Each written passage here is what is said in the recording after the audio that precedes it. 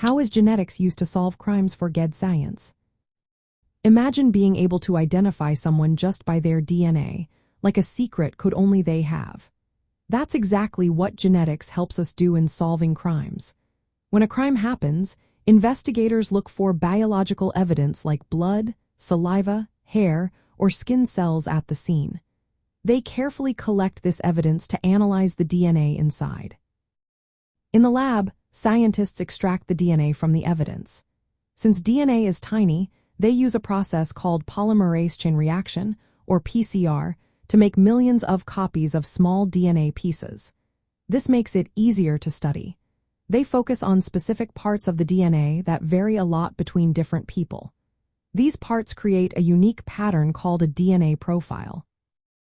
Once they have the profile, they compare it to DNA profiles of suspects or to a national database called the Combined DNA Index System, or CODIS. If the DNA matches a suspect, it can prove they were at the crime scene. If it doesn't match anyone in the database, investigators can still use genetic genealogy. This method looks at the DNA and compares it to public family tree websites. It helps find relatives of the suspect, which can lead to identifying the person responsible. DNA evidence is very reliable because everyone's DNA is different, except 4 identical twins. It can help convict the guilty and clear the innocent.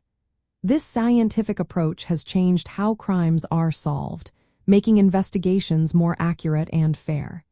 It's like having a biological fingerprint that can't be forged or mistaken. In summary, genetics helps solve crimes by collecting DNA from crime scenes, creating unique profiles, comparing them to suspects or databases, and sometimes using family connections through genetic genealogy.